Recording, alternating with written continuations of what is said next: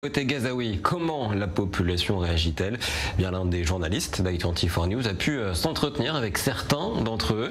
Ils ont notamment déclaré qu'ils quitteraient la bande de Gaza s'ils le pouvaient, mais que tout dépendait de la destination. Ils disent oui au Canada, aux États-Unis, à l'Australie ou à l'Europe, mais non à la Jordanie, l'Égypte, la Somalie ou le Maroc. Nous sommes en ligne avec Ephraim Herrera, spécialiste du Moyen-Orient. Bonsoir, merci d'être en ligne avec nous. Est-ce que vous comprenez la réaction de ces Gazaouis qui ont parlé à notre journaliste, qui disent oui pour aller dans des pays occidentaux, mais non pour aller dans les pays du monde arabo-musulman? C'est très simple. Ces gens souffrent au niveau matériel aujourd'hui et toute solution qui les sortirait de leurs problèmes est souhaitable.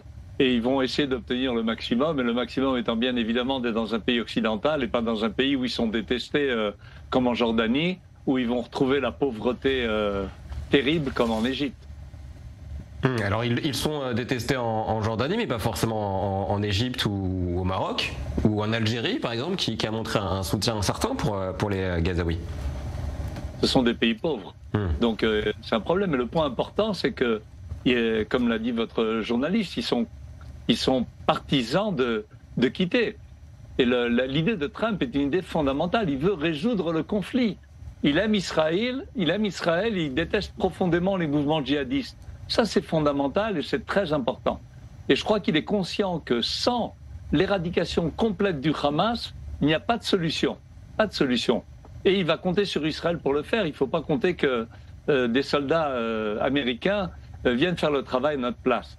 Donc c'est clair qu'on va devoir, nous occuper d'éradiquer le Hamas qui, sinon, ne laissera pas partir un seul civil hors de Gaza. Donc ça, c'est un point fondamental. Et il peut faire pression sur l'Égypte de manière assez facile du fait que sans l'argent américain, les Égyptiens n'ont pas à manger, simplement. Et donc il suffirait de dire, vu la situation catastrophique à Gaza, on ouvre les portes qui permettent de quitter la bande de Gaza. La bande de Gaza, c'est pas un problème, c'est une solution au problème multimillénaire juif et qui a été laissé en place malheureusement à l'époque de Begin et des accords avec l'Égypte, alors qu'en fait on aurait dû exiger l'évacuation déjà à l'époque pour avoir un territoire, disons, de no man's land depuis déjà la bande, depuis le canal de Suez jusqu'à la frontière. On aurait été bien mieux. Donc en fait, Trump sait faire pression sur tous ces pays pour qu'ils accueillent des Gazaouis. C'est réalisable. Alors reste avec nous, Ephraim Herrera. On va évidemment continuer à analyser cette proposition de Donald Trump. Avant cela, on va s'intéresser à un autre avis, celui des familles de certains otages encore à Gaza. Allons rejoindre Place des Otages à Tel Aviv, notre envoyé spécial Océane Nicole.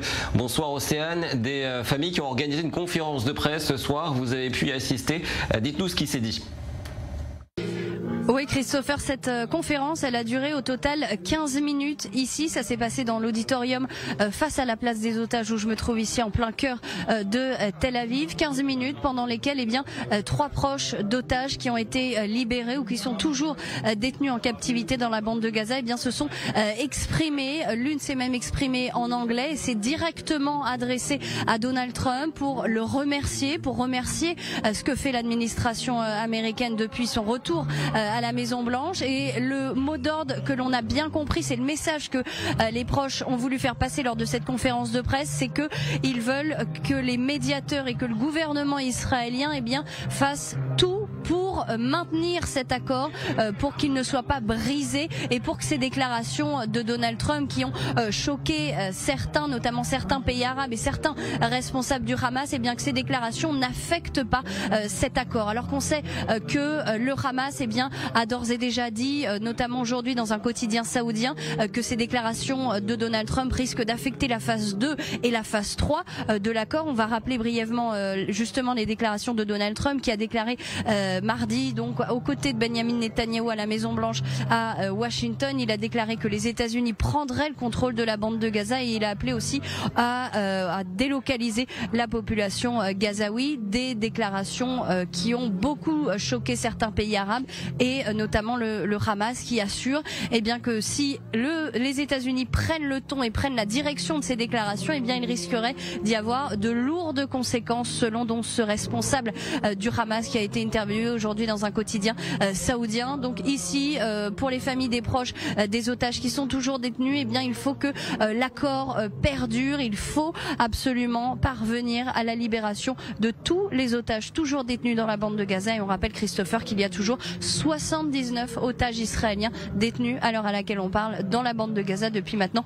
489 jours. En effet, Océane Nicole en duplex avec nous de la place des otages avec Michael Izurov. On rappelle aussi que Ouad Yahalomi, franco-israélien, fait partie de la liste de ces 79 otages restants à Gaza. Ephraim Herrera, vous êtes encore avec nous. Est-ce que vous comprenez l'inquiétude de certaines familles d'otages sur cette proposition de Donald Trump? Bien sûr, parce que il est clair que le Hamas ne laissera en aucune manière la politique de Trump s'appliquer, puisqu'elle signifie leur disparition. Or, la seule arme qu'ils ont maintenant pour essayer de se protéger, ce sont ces otages qui ne libéreront pas, puisque pour eux, c'est ça la carte qui leur permet de rester en vie. Au niveau national, Israël est obligé de faire une analyse au niveau national et d'éradiquer le Hamas comme aujourd'hui Trump lui donne le feu vert pour le faire. Et en espérant que dans cette attaque qui devra mener de manière très violente contre le Hamas, avec d'autres méthodes que celles qui ont été appliquées jusqu'à aujourd'hui, on arrivera à sauver des otages. Mais on ne peut pas les laisser nous tenir avec cette corde au cou et ne pas mener cette politique qui risque, une fois pour toutes, de résoudre ce problème de cette bande de Gaza qui, depuis des décennies, a entraîné des milliers de morts en Israël. C'est insupportable. J'aimerais qu'on revienne sur les réactions des pays arabes. Pourquoi les pays arabes ne veulent-ils accueillir aucun Gazaoui, même temporairement, on l'a vu avec l'Égypte, alors que par exemple l'Europe a accueilli temporairement des réfugiés syriens qui, une fois la guerre terminée, sont rentrés chez eux, on l'a vu il y a quelques mois après la chute de Bachar el-Assad? Parce que tout simplement, ils seront considérés comme des traîtres à l'islam. Et un traître à l'islam, la peine qui lui est dévolue, c'est la peine de mort.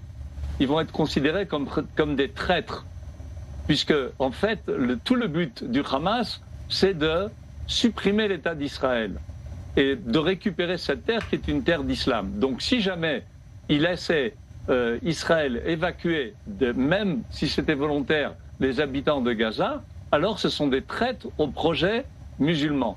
Et donc ça, c'est très difficile. Mais je pense que Trump connaît tous ces ressorts, mais la situation est telle au niveau de l'Égypte et de la Jordanie, et ses moyens de pression sont tels qu'on peut appliquer un autre principe de l'islam qui est la faiblesse des croyants. Vu qu'il y a la faiblesse des croyants aujourd'hui, et que la plus grande puissance au monde soutient Israël dans cette action, alors on a une excuse même au niveau du droit musulman, donc il y a une ouverture qui est possible. Et il ne faut pas oublier non plus que l'Arabie saoudite et beaucoup de pays du Golfe, à l'exception du Qatar, en veulent de manière terrible aux Palestiniens qui les ont trahis lors de la guerre de l'Irak contre le Koweït, et qu'ils ont une peur panique de l'Iran et une haine profonde donc de ces Palestiniens. Donc il y a des voies de réalisation tout à fait possibles. La grande question, c'est est-ce que nos dirigeants politiques, militaires et juridiques, j'insiste, et juridiques, vont nous laisser effectivement mener ce combat d'éradication du Hamas qui va coûter aussi des vies de civils à Gaza, qui est la condition sine qua non de l'application du plan de Trump. En tout cas, côté militaire, il semblerait que Tzahal, en tout cas le ministre israélien de la Défense, ait demandé à Tzahal de commencer à se préparer. On en reparlera dans quelques instants. Merci beaucoup, Ephraim Herrera, spécialiste du Moyen-Orient. Merci d'avoir été en direct avec nous sur i24 News.